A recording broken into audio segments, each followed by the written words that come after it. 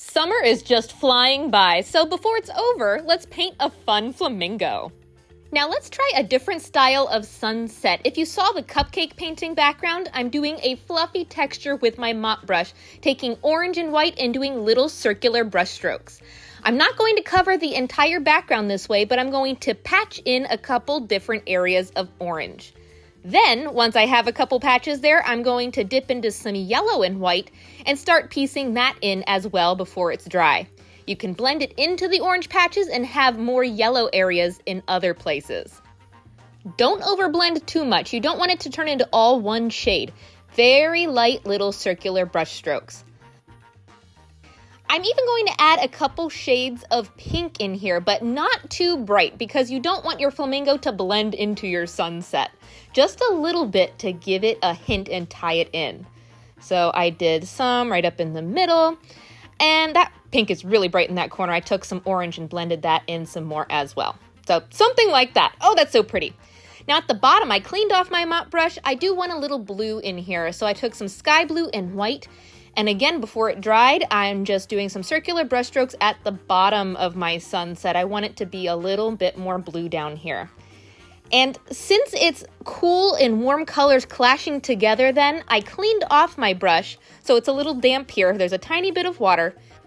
And with no paint, just the damp brush, I'm doing little circular brush strokes over top where the blue and the warm colors meet, blending that in. Look at that fade. That is so pretty. Okay, so that's how you do this background technique for a sunset. I love it.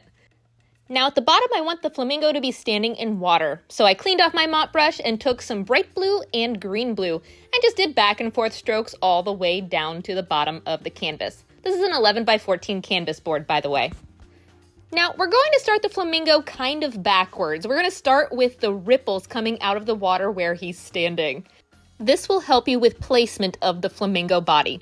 So I'm taking a detail brush with some white. My blue isn't dry yet, so the white can blend in a little bit. I started with a tiny oval where I want the flamingo's leg to be coming out of the water, and then just made other little ovals around it, getting bigger and bigger. Notice that none of these are perfect ovals. They're just curved lines kind of spaced out, giving you the illusion of ripples. Some of them are a little wavy as well. And you can give them some dimension too by outlining some of these ripples with the darker shade of blue like this. So this is almost like a bullseye for where your flamingo is going to be standing. Now, I don't want the background to be too distracting, but I feel like we need a more definite horizon line. So you can take your round brush and some dark green and just do a simple wavy line. Notice it's straight at the bottom, but wavy at the top. Maybe there's an island off in the distance, but this just helps give you a more definite horizon. And then dry it so we can start our flamingo. We're going to be using mostly orange, pink, purple, and white. But for his leg, we're just using pink, purple, and white together. You decide what shade it is. And with a detail brush, paint a line for his leg coming straight up from that bullseye into the sky. About that high. I'm even going to shade it a little with some purple here. And don't forget he has a knobby knee, so we're going to make it a little lump right here in the middle. At the top, where the leg is going to connect to the body, I'm taking my detail brush with just some pink and doing a V shape and filling that in as well. Isn't that funny? That kind of looks like a little lamppost or some kind of weird flower growing out of the water. But it should help you with placement. Now next, take a size 6 round brush and some pink, orange, and white for his body. We're going to start at the tip of the wing on the left that curves down over top of that connecting point of the leg and do a long stretched out S for his neck like this. Kind of looks like a genie lamp too for some reason. I don't know, I'll try to have it traceable for you. We're going to do a wavy line here on the top that goes into the neck as well. That's the top of his body. And then just fill in that space in the middle with those 3 colors. Doesn't have to be super particular, but I'm just piecing them all in there. Love that. Now, with all those colors again, same brush, we're going to do the front of his body, just make it a little thicker along that curve. It's going to curve around. But instead of the tip of the wing, we're going to make the tail, which is just another point that is slightly curved down, like that. Don't make it too long. Have fun and shape it however you want then. Now for his head, make his neck a little thicker. This curve here is the bottom of his neck. So we're going to make the top of his head by making another line that curves up and over that curve. And then to round off his head, we're going to take that original curve and make it go the opposite direction, almost like you're giving him a chin, like that. And then fill it in. There's his head. Now dry it and grab a pencil. I don't usually sketch things, but this was very helpful to sketch. Draw a dot where you want his eye to be, about here on his head. And then the shape of the beak, the only way I can describe it is it's made from a bunch of straight lines. So I did 2 lines coming out like a V shape from his eye, and then I did a straight line on the top of his beak, made the beak curve like a straight line down to a point, and then it goes up again really sharply, and then there's this little curve here too on the bottom, all made out of these semi-straight lines. Really interesting shape. And it's also filled in interesting too. It has a couple different colors. I started with a tiny round brush and some white. I outlined the shape of the beak, and then I brushed down from the top of the beak some white. Around the eye is also some white, so I did a teardrop just over top of the dot I made for the eye. You can still see it. And then, while the white is still wet, take some of the flamingo pink and blend it into the middle section of the beak like this.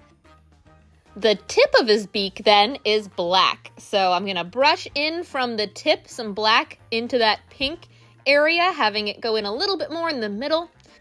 And while you have the black, don't forget to add his eye in. Just take a detail brush and make an oval where that pencil mark was. Oh, so cute. I even took my detail brush and cleaned up the beak. I pointed it a little bit more, did a little outlining, even a tiny line going up towards the eye so it looks like it has a separation between the top and bottom of his mouth. Now let's do some detail on his wing. I don't want to get too detailed with this, but I am going to outline the wing shape with a little bit of light pink. And then you can do a design on it. Let's give him some black scalloped edges along the bottom edge. I'm just taking my small round brush with some black paint, doing little curves along the bottom, and then brushing in some black towards the inside of the wing like this. I'm going to do 1, 2, 3, 4 of them just along the bottom. Looking good. I also want to add some more fluffy texture. Now I'm going to take my fan brush and some white with a tiny bit of pink. And you know the brush stroke we did for the highlights on our wave painting this summer? You can also do feathers this way with a very similar brush stroke. I'm just curving up along the top edge of my wing, curving it around and down. I even took some white paint on the brush to add highlights. And doesn't that give it a fluffy texture? You can always do some and come back and add more later, but that's just a fun extra detail that looks like feathers. Let's clean this up here. And then it's always up to you how much detail you do. I'm going to add some extra highlighting and shading to my head. I added some white along the top. I'm brushing in some darker pink along the bottom. I'm even going to play with some orange, and you could even add yellow to some of your shading. Play around with all those colors. Did you know that flamingos are actually what they eat? Or at least the color of their feathers are. It has something to do with what's in their diet. There's some kind of pigment that turns them that bright pink color that we know as flamingo pink. Such a fun summery color. Let's even take some white. I'm taking my round brush and doing choppy brush strokes along the neck down into the body section to give it a feathery texture as well. Let's do some shading along the bottom. Super simple. Make sure the bottom of his wing is shaded too. Maybe going to add some more white highlights. Let's do some curved white lines coming along the right side of his wing. And remember I said you can come back and add more feathers. I'm going to take my fan brush and add even more of this feathery texture. I wasn't sure if I'd like it, but I really do. So we're just going to brush down some of the white over top of that black scalloped edge, even some along the middle section of his wing. We could even texture his tail. There we go. That's such an easy feather technique. I'm going to do this to all my birds now. We're missing something. Let's give him a second leg. Let's go ahead and mix that pink color and do a tiny triangle behind this one. We're going to do one of the legs that are sticking up. So do a line about the same thickness as the other one going off to the left, and then do the other half of his leg going off to the right. Now I know it looks like he's cross-legged. Don't worry, we're just going to do this for spacing. And then I'm gonna add a little foot here. Don't get too detailed, but bring down some claws. And then you can just add the other leg back in over top so it looks like that back leg is behind it. Going to shade this a little bit more. I showed my husband and he said I should have added more detail to the legs, so I'm going to do a little bit more highlighting and shading. There. Now let's see. His eye, we need a little tiny bit of white in there. I just did a white circle. And why don't we outline some of the features with some of the dark pink? I just did the outside edge of the wing and along the body.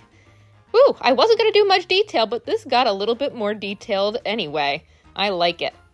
Let's brush on a tiny bit of yellow. I was curious to see what it would look like. Maybe the sunset is reflecting on his feathers. Okay, I'm going to call it there. There's an easy flamingo.